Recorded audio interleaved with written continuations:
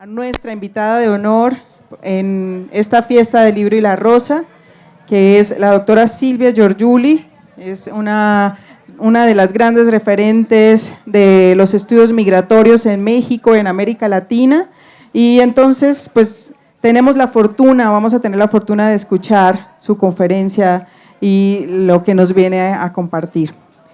Sin más, en nombre de la UDIR y de su coordinador Mario Martínez, le damos la cordial bienvenida a este espacio.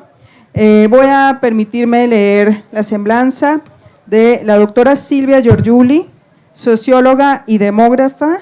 Sus líneas de investigación se centran en la migración internacional en América, las transiciones a la adultez en México y América Latina, así como en la intersección entre la dinámica demográfica, la educación y las políticas públicas. Es presidenta del Colegio de México desde 2015, donde también es profesora e investigadora del Centro de Estudios Demográficos, Urbanos y Ambientales. Ha colaborado en el Consejo Consultivo Ciudadano para la Política de Población y el Consejo Consultivo de la Política de Migración, así como con el UNPA, la UNICEF, la ONU Mujeres y la CEPAL. Es autora de numerosos artículos y coautora o coordinadora de varios libros, entre ellos Children Moving from the United States to Mexico, de 0.5 Generation 2024, y Derechos Fragmentados. Acceso a Derechos Sociales y Migración de Retorno a México 2022. Es coinvestigadora principal del proyecto de migración mesoamericana, el Colegio de México, la Universidad de Brown, miembro del Sistema Nacional de Investigadoras e Investigadores del CECITI, y fue becaria Fulbright García Robles 1998 y 2001. También es miembro del Colegio Nacional en México y recibió la medalla Horace Mann 2018 de la Universidad de Brown. Muchísimas gracias por estar aquí y bienvenida. Adelante, tienes la palabra. Bueno, pues muy buenas tardes.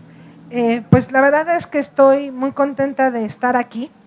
Es una invitación que me hicieron desde el año pasado y me da pues mucho gusto poder participar en este espacio. Quiero reconocer la gran iniciativa de UDIR, de la ENES y de las instituciones de la UNAM que participan en la fiesta del libro y de la rosa 2025, y agradecerle especialmente a Mario Martínez la invitación para estar aquí, agradecerle a los colegas con los que comparto ahora el panel con Gaby Pinillos y a quienes están presentes en esta sesión. Y quiero decir que creo que el título la frase con la que se decide nombrar esta fiesta de fronteras imaginarias, Hankascata Hampecuayecha, en purépecha, creo que queda muy bien en términos del mensaje que yo quisiera dar sobre migración, ¿no?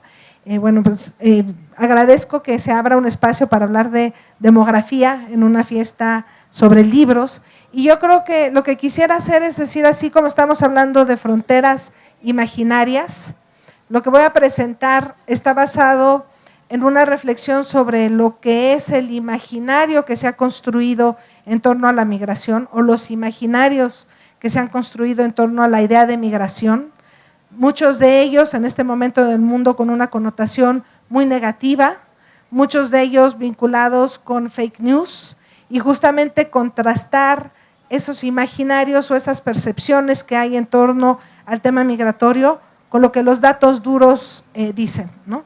Y quiero decir que ahí creo que, aquí está Mario, que también es demógrafo.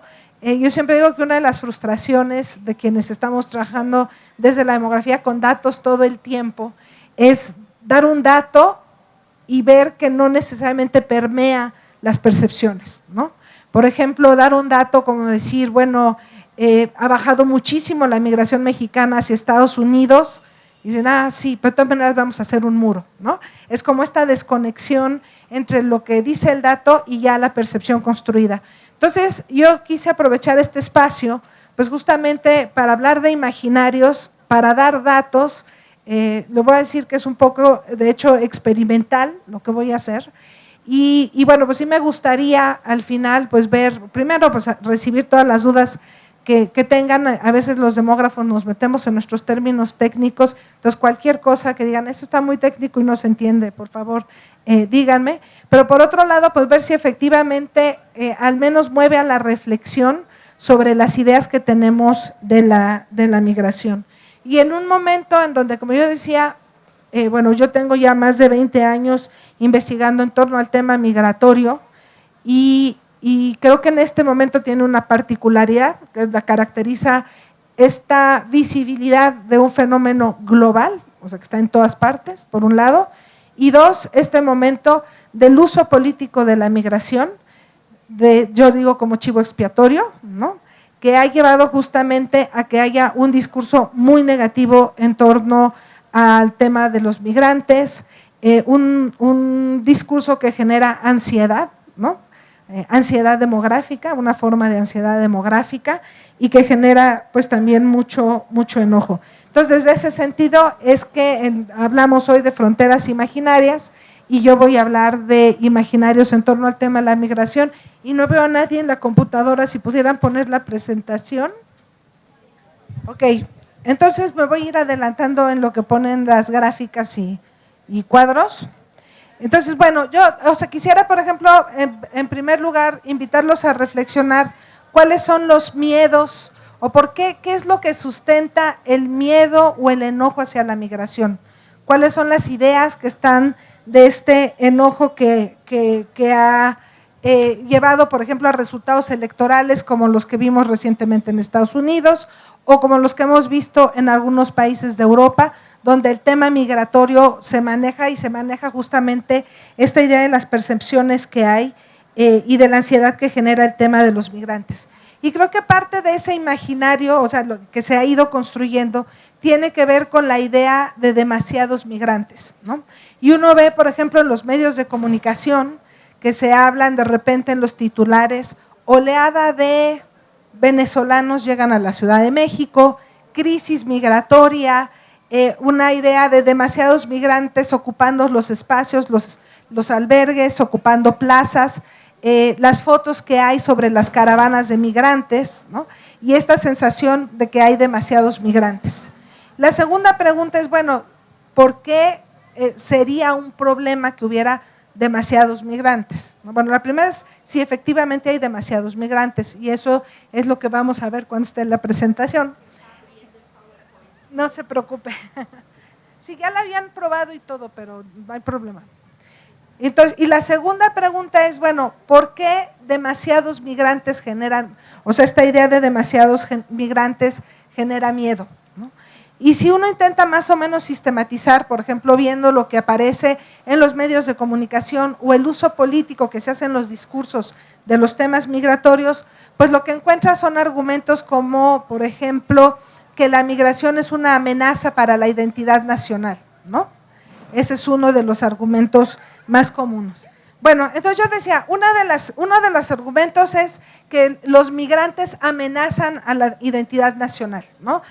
Hay politólogos muy reconocidos como Samuel Huntington, que escribió un libro que se llama El reto hispano, y justamente es que dice, bueno, es que esta oleada de población hispana amenaza la identidad del blanco, anglosajón, protestante, ¿no? Esa es una parte del argumento.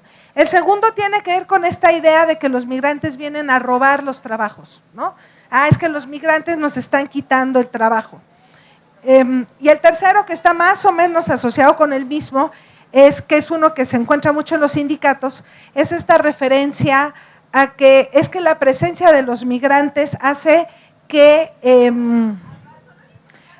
los sueldos se mantengan bajos, ¿no? Porque cuando queremos organizarnos para que suban los sueldos de las ocupaciones de menor calificación, viene el trabajo migrante y eso hace que los sueldos de las ocupaciones menos calificadas se mantengan bajos. Otra idea que es muy común escuchar es que los migrantes están usando los programas sociales. Es un peso para el gobierno porque el gobierno tiene que estar invirtiendo en programas sociales y porque porque vienen y ocupan los apoyos que hay en medicina, etcétera. Y finalmente, bueno, así como agrupando puede haber más, pero si pueden poner la que sigue. Y finalmente está el argumento de que la migración desgasta la cohesión social, ¿no? Que cuando hay muchos migrantes, por ejemplo, aumenta la criminalidad, ¿no? Aumenta la conflictividad social. Ok, bueno, estas son las preguntas que yo mencionaba y que creo que son las que sintetizan más o menos lo que uno encuentra de cómo se fue construyendo este miedo o esta ansiedad en torno al tema migratorio. Ahora, lo que es impresionante es que cuando uno ve la investigación, no hay datos duros que sustenten nada de esto, ¿no? O sea, la investigación en ciencias sociales no sustenta ninguno de estos dichos. Y bueno, pues yo les diría, por ejemplo, cuando uno piensa demasiados migrantes, que yo digo que es la fuente de esta ansiedad, ¿cuántos pensaríamos que son demasiados migrantes? No se piensa en un número o un porcentaje de la población mundial, lo que quieran, ¿no? Entonces, cuando uno lo ve, yo les voy a estar presentando datos duros, ya ustedes me dirán si son suficientemente convincentes o no. En primer lugar, cuando uno ve los datos a 2024, hay 304 millones de migrantes internacionales en todo el mundo. Y aquí me refiero a personas que viven en un país diferente al país en el que nacieron, ¿no? Representan 3.7% de la población mundial. ¿Son muchos? ¿Son pocos? Y bueno, y cuando uno lo ve, voy a mostrar la gráfica, la población migrante, esta idea de que ha aumentado muchísimo la migración en los últimos 10 años, en realidad tampoco se sostiene en términos de los datos. Cuando uno lo ve, la población migrante se ha mantenido abajo del 4% de la población mundial y ahorita voy a mostrarlo en una gráfica. A mí me gusta mucho esta lámina, es un mapa que elaboró Naciones Unidas y que muestra a los migrantes distribuidos en todos los países del mundo.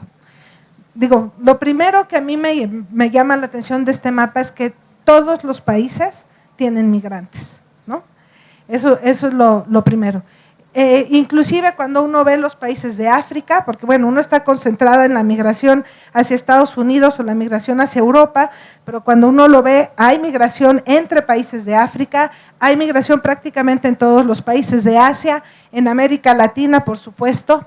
Y bueno, lo segundo que llama la atención de este cuadro, de este mapa, no sé qué tanto se vea, es que Estados Unidos es, y bueno, pues sigue siendo el gran imán en términos de atracción de migrantes, ¿no?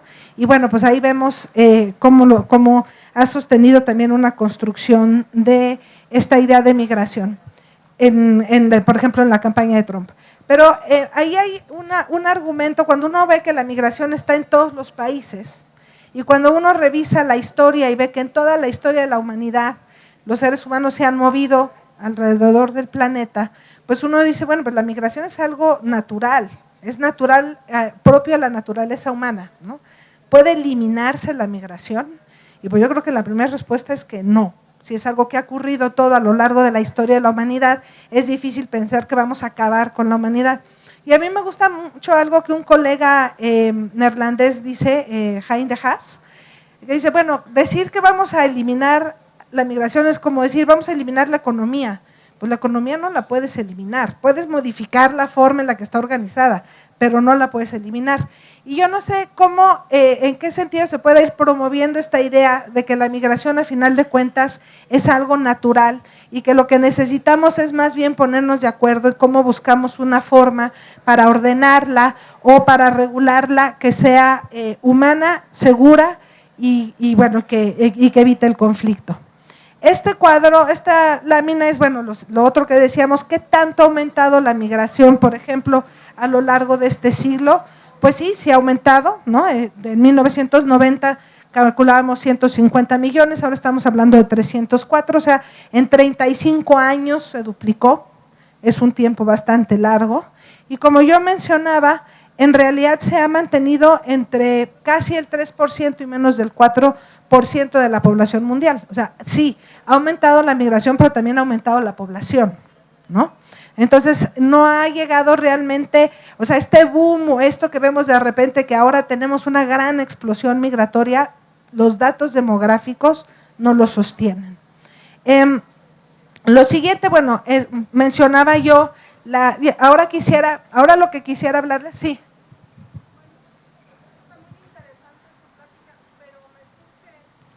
Me surge una pregunta. Veo que en el mapa, como usted lo acaba de decir, hay migración por todos lados, pero ¿por qué tanto interés en Estados Unidos, donde hay, no sé qué partes son ahí? También hay mucho migrante, por ejemplo, ahí en Europa y esas partes, pero ¿por qué específicamente Estados Unidos es el que trae toda la… Porque sigue siendo el imán en términos de migración. Bueno, voy a mostrarles ahora un poco más adelante cuáles son los países que reciben más migrantes. Entonces, si le parece, ahí comentamos un poquito lo que puede estar pasando en el caso de Estados Unidos, ¿sí? Bueno, lo otro que yo decía, esta lámina, bueno, lo otro que yo quería decir es, bueno, tenemos esta idea de que la migración también viene de los países de más alta fecundidad, ¿no? Que tiene una gran presión demográfica para expulsar a la gente hacia los países de baja fecundidad, ¿no?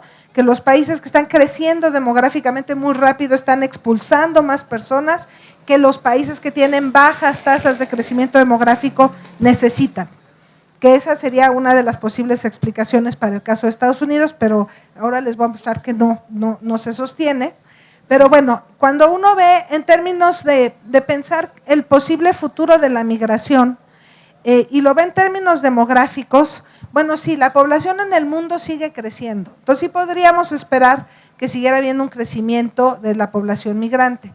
Pero dentro de 2 décadas la población mundial dejará de crecer, ¿no? Se va a estabilizar alrededor de los 10,000 millones de habitantes y dejará de crecer. Y de hecho, esta línea azul es cómo ha crecido la población a lo largo desde 1950 hasta hoy, y esta línea roja es cómo crece anualmente.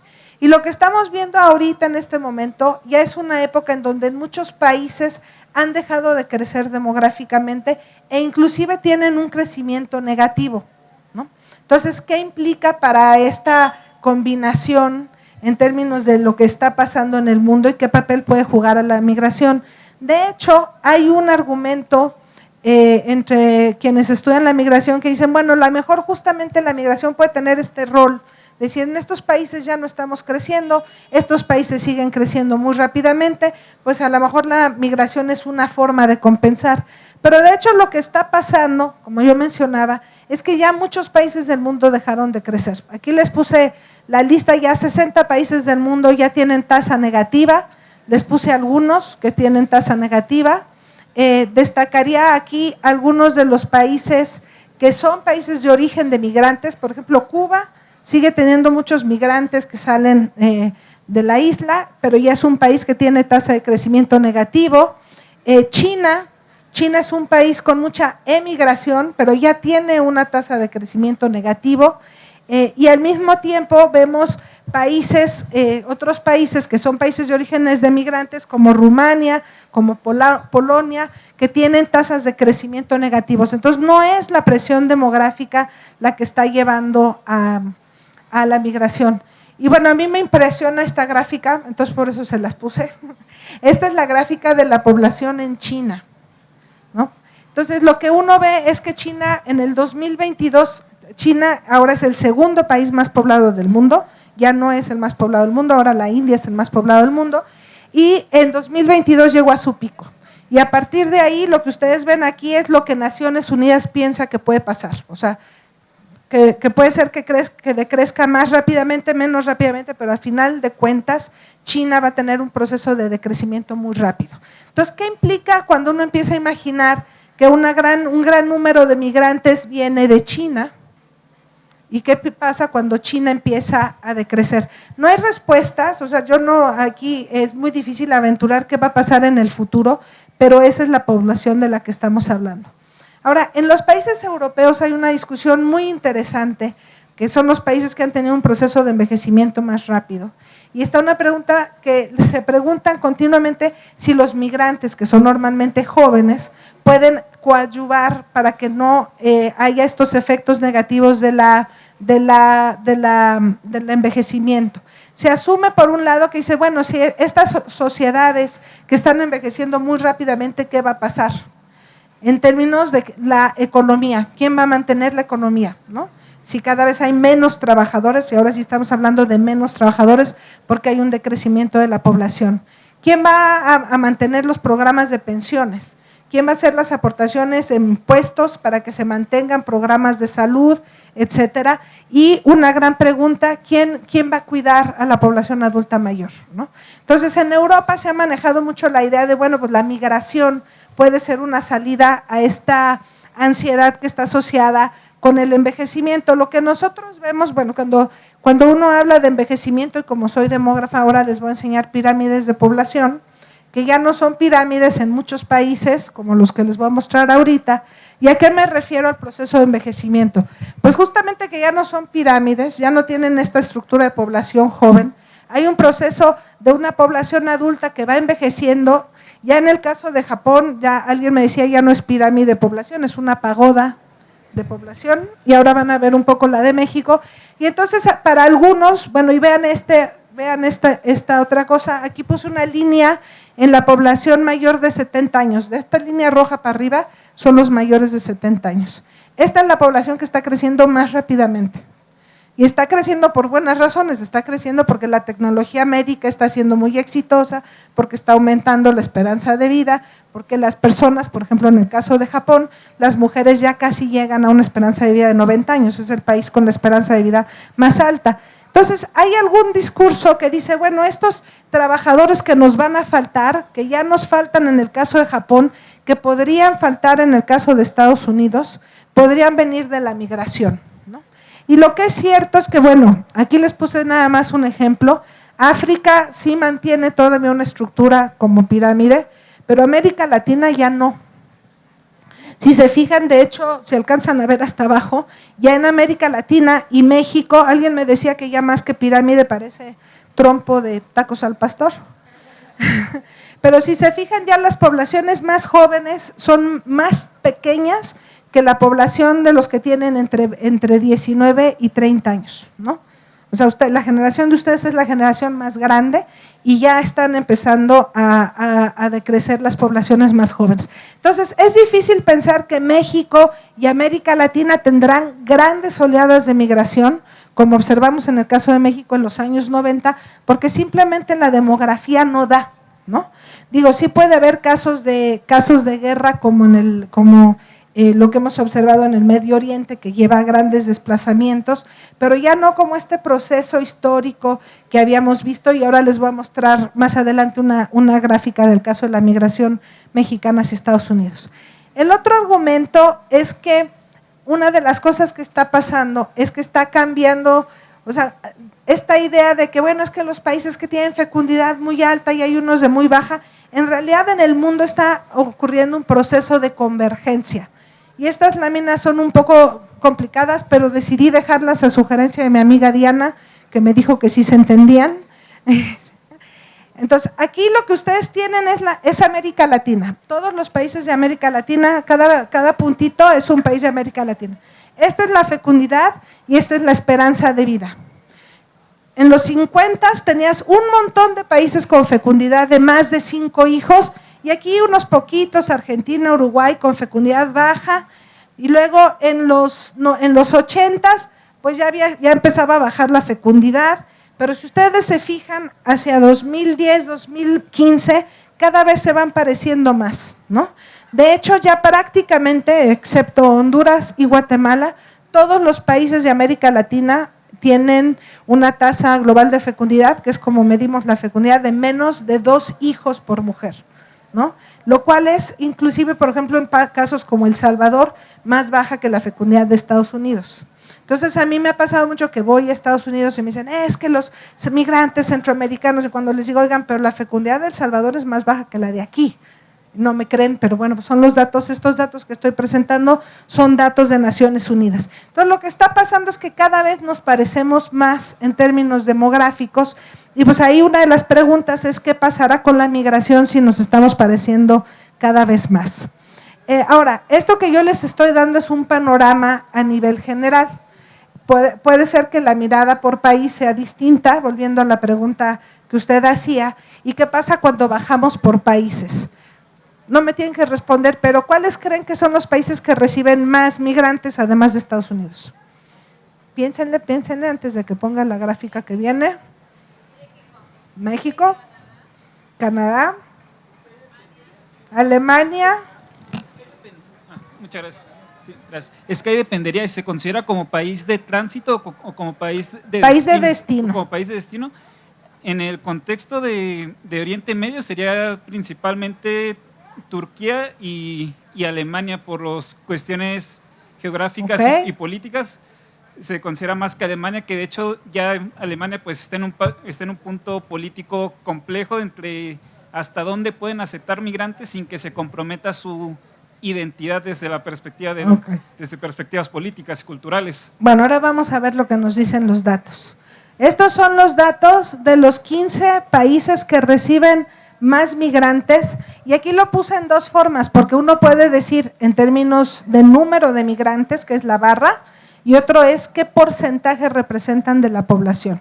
Entonces, efectivamente, Estados Unidos es el país que recibe más migrantes de todo el mundo, pero es el 15% de su población, porque es el tercer país más poblado del mundo, ¿no? Entonces, sí son muchos, es el 15% de la población. Le sigue Alemania, donde 20% de la población nació fuera de Alemania. Le sigue Arabia Saudita, donde 40% de la población nació fuera de Arabia Saudita.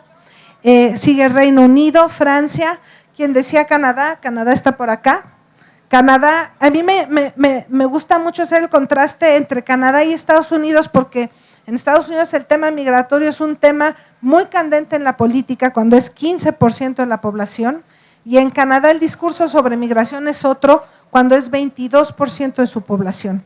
Entonces, ¿por qué en un país se convierte en chivo expiatorio de la manera que es en Estados Unidos y por qué en Canadá no tiene ese peso en el debate político? Emiratos Unidos, y a mí me sorprendió cuando estaba haciendo la exploración para esta presentación, que encontrar países, varios países donde más del 40% de la población nació fuera, más del 40%. Estamos hablando de Qatar, Kuwait, Emiratos Árabes Unidos, Singapur, Jordania, por mencionar algunos. Y guarden esta cifra porque ahora vamos a ver cuántos migrantes está recibiendo México un poco más adelante. Ahora, los países que están mandando migrantes a otras partes del mundo.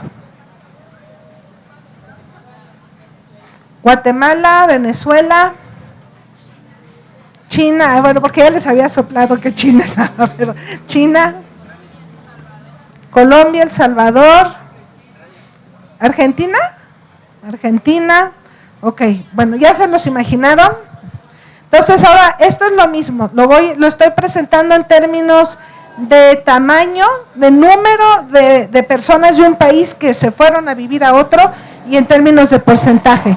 El país con más migrantes en todo el mundo es la India, pero representa el 1% de su población, ¿no? Le sigue China con menos del 1% de su población. El tercer país con más personas del país viviendo en otro lado, que en el caso de México es Estados Unidos, es México con 9%, Ucrania 25%. ¿No? 25% de las personas que nacieron en Ucrania no viven en Ucrania. Rusia, de manera interesante. Venezuela, quien mencionaba Venezuela, pues Venezuela hace 5 años no estaba en esta gráfica, ahora está, ¿no? Con 30% de su población fuera, pero además en un periodo de 10 años, muy rápido. Y ahí puse en azul algunos de los países que ya tienen tasa de crecimiento negativa, ¿no? Entonces sí tienen muchos migrantes, pero ya no están creciendo demográficamente. Bueno, ese es así como un panorama del contexto internacional. Nada más voy a dar 2 datos que no mencioné. en esta idea de que, bueno, si recibimos más migrantes, a lo mejor compensan el envejecimiento. Alemania necesitaría recibir 3.8 millones de migrantes cada año para no envejecer, para que no se convirtiera en un país más viejo. Estados Unidos necesitaría recibir más de 10 millones de migrantes cada año para no envejecer. Entonces, bueno, pues son números exorbitantes que pues en realidad es difícil pensar que va a suceder. Entonces, vamos ahora a una fotografía del caso de México. ¿Quiénes de aquí piensan que hay demasiados migrantes en México? Nadie, ok. En otros lados que he preguntado, si hay gente que alza la mano, ¿eh? ¿Quién de ustedes piensa que demasiados mexicanos se han ido a vivir fuera? Bueno, estamos en Michoacán, ¿no? Es uno de los estados de origen, ok. Entonces, bueno, vamos a ver una fotografía de qué es lo que está pasando en México. Y a mí esta gráfica me gusta mucho. Esta es una gráfica que muestra los mexicanos que viven en Estados Unidos. Todavía a la fecha, más del 90% de los mexicanos que se han ido a Estados Unidos. Son muy poquitos los que se han ido a otros países. Y lo que es muy interesante es que efectivamente en los 80s, 90s hay un crecimiento muy rápido en el número de mexicanos que se fueron a Estados Unidos, pero a partir del 2008 se estabilizó y empezó a bajar un poco, ¿no? Hubo un momento en que más del 10% de los mexicanos vivían en el extranjero. Y lo que tenemos hoy en día, ya lo vieron, es 8.9% y se ha estabilizado. Ahora, si sumamos a estos más de 11 millones sus hijos, que son mexicanos porque tienen derecho a la nacionalidad mexicana, pues serían otros 10 millones más, e inclusive a sus nietos, que son otros 26 millones más, que pueden pedir la nacionalidad mexicana en algún momento, pues sí es un número muy importante si lo comparas con los 130 millones que hay actualmente. En términos de cuántos mexicanos se van cada año, hubo años en que se llegaron a ir 760,000 mexicanos, en el año 2000 y en el 2004 670,000. Bajó muchísimo y en los últimos años vemos que está aumentando, pero está el nivel más alto que tenemos en esta gráfica es 2023, con 250,000 mexicanos que se está yendo. Entonces sí hay un cambio en la historia migratoria de México a Estados Unidos. Luego los grandes temas son, bueno, ¿qué pasa en términos de los migrantes que recibe México? Cuando alguno de ustedes decía que México es de los que más está recibiendo migrantes. Y México, según el censo, tiene un poco más de 1 millón de migrantes, que representa menos del 1%. Entonces, ¿se acuerdan? 15% Estados Unidos, 22% Canadá, 40% en Jordania. México es menos del 1%, ¿no? Entonces, y además de ese 1%, la gran mayoría nacieron en Estados Unidos. De hecho, es el flujo de migración del norte al sur más grande en el mundo, y estos pues, son en muchos casos hijos de mexicanos que regresan o población que vive en la frontera y entonces el hijo nace en Estados Unidos y regresan a la frontera.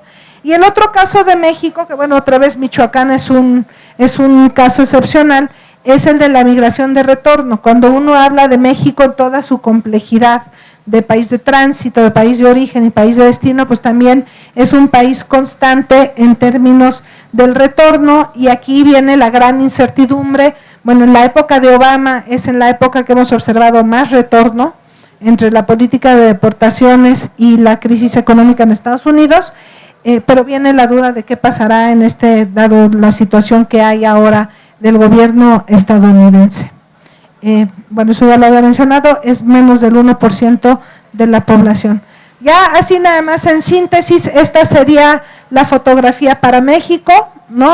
Ya no lo voy a repetir porque ya lo dije, nada más voy a mencionar que en términos de la población de tránsito es muy difícil de medir. Es muy difícil de medir porque pues obviamente la población en tránsito en la situación actual lo que busca es ser invisible. Tenemos los datos de detenciones en las fronteras, detenciones por la autoridad mexicana y detenciones por la autoridad estadounidense, pero yo no me atreví a dar un dato. Lo único que voy a decir es que tenemos algunos indicios. Está por salir en un par de semanas un estudio de Naciones Unidas que diría que hay más migrantes en tránsito en México que el número de inmigrantes que les mostré hace un momento, ¿no? Pero eso es algo que se estará publicando el año que entra. Y bueno, pues ya la última parte quisiera nada más hablar de desplazamiento forzado. O sea, cuando nosotros hablamos de migración, hablamos de personas, otra vez estando en Michoacán, que han migrado a otro lugar por razones económicas, por razones laborales, por razones de reunificación familiar, pero lo que sí es cada vez más visible es la población que se ve forzada a dejar sus lugares por razones que atentan contra su vida. Lo que es interesante, y estos también son datos de Naciones Unidas, es que estos desplazamientos se dan principalmente al interior de los países, más que de manera internacional. De la gente que se ve forzada a dejar el lugar donde vive para irse a otro lado, la gran mayoría se queda en su país. Y bueno, pues algunos son refugiados, algunos son buscadores de asilo, los venezolanos entrarían aquí en búsqueda de protección internacional. Y bueno, pues ahí están las cifras, ya no me voy a parar mucho, nada más quisiera mostrarles, así como vimos los principales países de origen, cuáles son los principales países de origen y de destino de las personas refugiadas, de origen Siria, Ucrania, Afganistán, receptores Irán, Turquía, Alemania, pero Alemania en tercer lugar, para el compañero que hablaba de Alemania, que ya se fue, pero bueno. Pero este dato a mí me parece muy interesante en términos de que México aparece entre los principales países de origen de personas que están buscando asilo, protección a través de asilo, y también país de recepción de personas que solicitan asilo, ¿no? Esa es una de las situaciones particulares en el caso de México, y ya no me voy a parar más porque prefiero abrirlo para comentarios o preguntas que hubiera. Esta es la última lámina, y lo que diría, bueno, es mucha información, ¿no? La que estoy dando.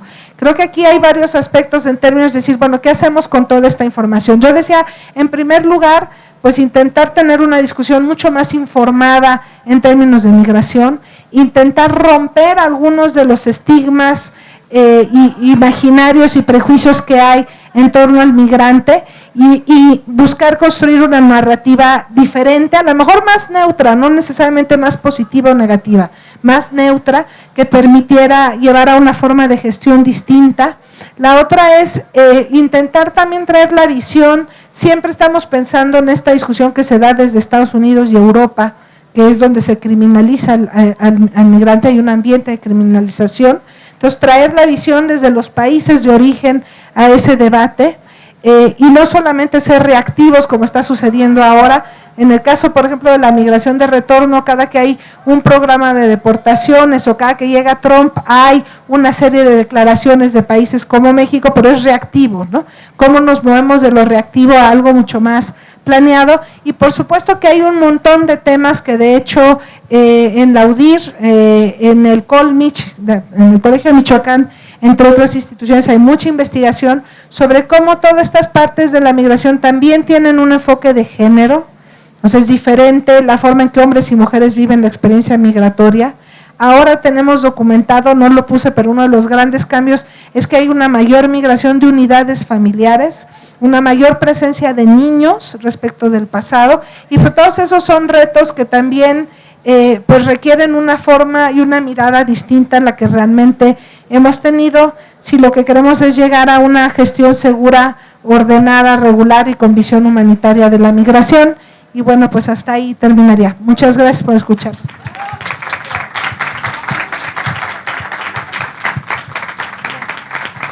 Bueno, muchas gracias, Silvia. Vamos a abrir, si ya hay muchas preguntas, entonces vamos a abrir el espacio porque tenemos tenemos como 10 minutos para dialogar. Entonces, adelante con las preguntas y la respuesta.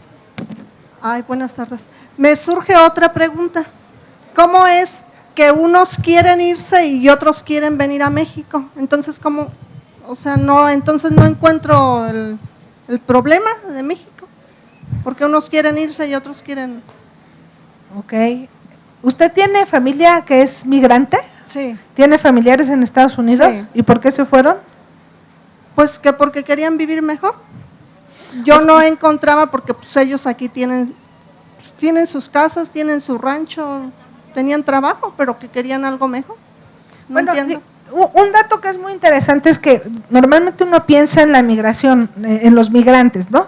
Pero decíamos que 4%, menos del 4% de la migración migra, de la población migra, y más del 96% no migra, ¿no? Más del 96% se queda en sus lugares de origen, ¿no? Entonces, sí, efectivamente las personas tienen una fuerte tendencia al arraigo y a quedarse en sus lugares, en sus países de origen, ¿no? Es mucho más fuerte la migración interna, por ejemplo, o sea, estos datos que yo mostré son de migración internacional, pero es mucho mayor el número de migrantes internacionales que de migrantes internos que internacionales. Simplemente en la Ciudad de México, 30% de las personas que viven en la Ciudad de México nacieron fuera de la Ciudad de México. Entonces, bueno, hay una serie de razones que pasan por las económicas, por las laborales, por las amorosas, ¿no? Migración, hay estudios interesantísimos de la migración que se da por amor, de reunificación familiar, ¿no? O sea, el alcanzar algún familiar o regresar al lugar de origen para estar con algún familiar. Entonces, bueno, pues en realidad hay muchas razones. Lo que yo digo es que ahí dentro de toda esta, bueno, y por supuesto está la migración forzada, que es la que uno diría que es más desafortunada porque es esta necesidad de dejar de manera urgente, no planeada, y porque está en riesgo tu vida, ¿no? Principalmente por violencia, pero puede ser también por otras razones, como en el caso de Centroamérica, que hay mucha migración a Estados Unidos como respuesta a los huracanes que pasaron desde los 80s, ¿no? Por ejemplo. Entonces, bueno, esa sería la más desafortunada. Si uno intenta pensar que la migración es algo natural y que las personas, un porcentaje muy pequeño de las personas buscan otras opciones y se vuelven agentes además de cambio de circulación de ideas, etcétera, pues lo ideal sería buscar las condiciones para que se pudiera dar esa migración sin la violencia y sin la discriminación que se observa en muchos lugares, ¿no? No le contesté, pero más o menos. Bueno, ¿alguien tiene otra pregunta?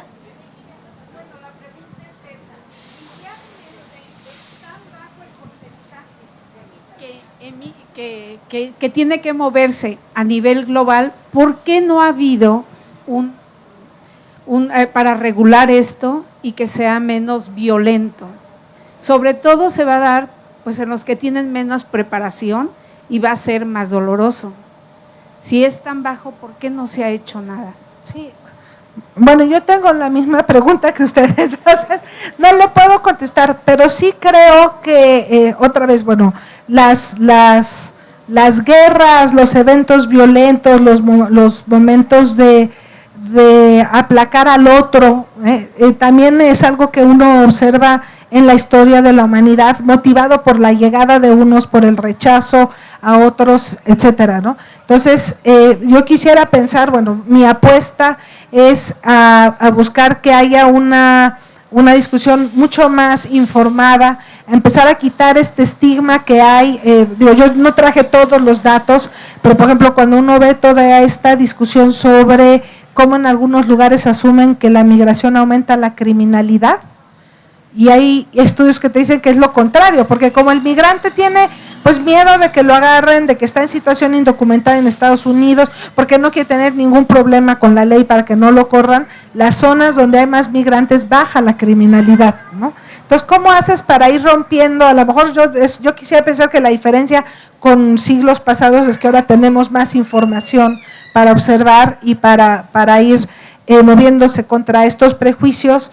Pero pues al final de cuentas lo que yo he encontrado es que hay cuestiones como inclusive yo diría muy emocionales de cómo se construye la imagen del migrante, que con los datos es difícil de modificar, ¿no? Pero bueno, pues de todas maneras vamos a seguir haciendo lo que hacemos en ese sentido.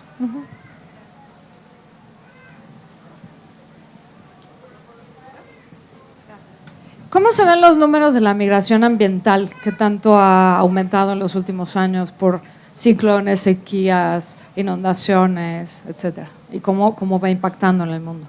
¿Tú quieres contestar esa? No, bueno, porque de hecho la UDIR está haciendo investigación sobre ese tema. Hay esta discusión sobre lo que se llama desplazados ambientales o refugiados ambientales. Efectivamente, lo que estamos observando que no había en el pasado son eventos climáticos catastróficos, o sea, como los huracanes, pero inclusive otros que no tienen que ver con el cambio climático, como terremotos, por ejemplo, ¿no? Pero bueno, huracanes, ahora con lo que se espera por el aumento del nivel del mar, inundaciones de ciudades enteras, en Bangladesh, en Pakistán hay unas proyecciones de inundaciones en zonas altamente pobladas que van a llevar necesariamente a un desplazamiento, ¿no? O desplazamiento por el cambio en la actividad económica en zonas de sequía o en zonas donde se inundan y pierden la actividad agrícola.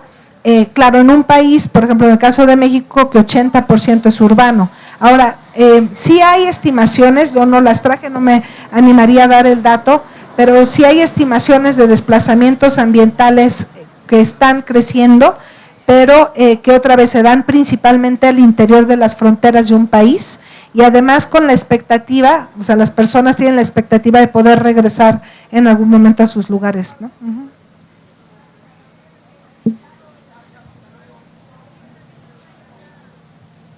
Bueno, pues muchísimas gracias, Silvia, por bueno, primero que estés aquí, nos da un montón de gusto. Justo en diciembre te lanzamos la invitación, inmediatamente nos dijiste que sí, luego te acordaste que tienes una agenda pues más o menos pesada, pero creo que con el paso del tiempo pudimos sortear, o la invitación logró sortear todos esos compromisos que tienes. Bueno, también te agradezco la presentación, pues súper vasta y muy clara, o sea, creo que nos quedamos con un muy buen panorama del fenómeno de la migración internacional, pero a mí particularmente lo que me gustó de tu charla fue justo ese arranque muy provocador, ¿no? De cómo le hacemos con nuestros datos duros para vencer narrativas del miedo. Y porque es algo que justamente en mis cursos de licenciatura arranco con los chicos, pues cuestionándonos cómo, o sea, podemos producir tantos datos como queramos, pero pues al final, si no los dotamos de un contexto, no es informativo, ¿no? Entonces, un ejercicio que me gusta a mí hacer en mi curso, es la primera o segunda clase, es el origen, digamos, de esa sesión, es una conversación con nuestro profesor Manuel Ordorica, que alguna vez en clase nos dijo que García Márquez se había acercado al Colegio de México buscando información para algo. Luego ese algo resultó ser que era el discurso de aceptación del Nobel, en 1982. Entonces me di a la tarea de buscarlo, y la verdad es que es una pieza pues muy emocionante. O sea, está dividida como yo diría en tres tramos, el primero muy literario, y los otros dos pues de una lectura de la situación en Latinoamérica muy potente, ¿no? Y lo que él hace es que justamente utiliza estos datos que a lo mejor sí lo sacó del Colegio de México o no, pero me encanta pensar que sí fue. Y de hecho, justo ahorita mientras te escuchaba, lo rastré porque bueno, está disponible en internet, incluso uno lo puede escuchar en voz de García Márquez, y también de hecho es todavía más emocionante. Voy a leer un cachito en particular. Dice: de Chile, país de tradiciones hospitalarias, bueno, esto es 1982, ¿no? Entonces más imaginémonos. De Chile, país de tradiciones hospitalarias, ha huido 1 millón de personas, el 10% de su población. El Uruguay, una nación minúscula de 2,5 millones de habitantes que se consideraba como el país más civilizado del continente, ha perdido en el destierro a 1 de cada 5 ciudadanos. La guerra civil de El Salvador ha causado desde 1979 casi un refugiado cada 20 minutos. El país que se pudiera hacer con todos estos exiliados y emigrados forzosos de América Latina tendría una población más numerosa que Noruega. Entonces, el ejercicio que hacemos en la clase, lo escuchamos, saco luego la lámina en donde están los extractos que tienen que ver con datos y estas comparaciones que me parecen maravillosas, y justo yo lo que le rescato, bueno, muchas cosas, pero en particular de saber a quién le está hablando, ¿no? Y poner las referencias en términos de la gente a la que le está dando el discurso, que pues nos podemos imaginar un salón bellísimo en Estocolmo, entonces, ¿sí saben en Estocolmo? Sí, ¿no? Y pues la referencia es, todos estos si desaparecieran o se desplazara la población de Noruega, el país que está ahí al lado, ¿no? A lo que voy, y con esto termino mi comentario más que pregunta, es creo que en el ejercicio docente nos hace falta literatura, o sea, nos hace falta de pronto, y recuerdo también mucho una charla que dio hace algunos años José Luis Lezama, en el marco de un tema climático y no sé qué, sobre la naturaleza. Él decía, creo que hemos pecado, lo voy a decir mal, pero más o menos la idea era, o que recuerdo era, hemos pecado de racionalizar todo y le hemos quitado magia a la naturaleza, ¿no? Y creo que lo que necesitamos es justamente esa magia. A lo que voy, y con eso cierro, o sea, pues, tenemos una capacidad tremenda de producir datos, de procesarlos y de tener información, pero no hemos sido capaces de construir una narrativa que arrase el otro discurso. Vamos a pedirle a los poetas que nos apoyen a construir narrativa demográfica. Y yo lo que querría decir es que yo no quise para esta presentación irme con los datos que ustedes van a oír en los medios o que van a oír repetidamente en el debate inclusive académico, sino intentar traer otros elementos, porque creo que estamos muy enfrascados en la misma discusión sin oír a las diferentes partes, y como que creo que hay que traer nuevas ideas para construir esa narrativa a la que hacías referencia. Muchísimas gracias Mario. Y bueno, ya tenemos que cerrar y justamente, bueno, para cerrar, yo quiero cerrar agradeciéndole muchísimo a Silvia por esta generosidad de compartirnos toda esta información de esa manera tan amena, tan afectuosa, porque creo que justo como hemos estado hablando a lo largo de toda la jornada, hablando de las fronteras y de las fronteras como puentes, que la traducción como un puente que fue ahorita, tú nos has dejado un mensaje hoy, es que la demografía también es un puente para romper fronteras negativas, porque las fronteras pueden ser también puntos de encuentro entre muchas posibilidades, y justamente pensar cómo la demografía nos puede ayudar a informarnos y a romper estas narrativas antimigrantes tan fuertes que hay por los medios de comunicación y reconocer la migración como una posibilidad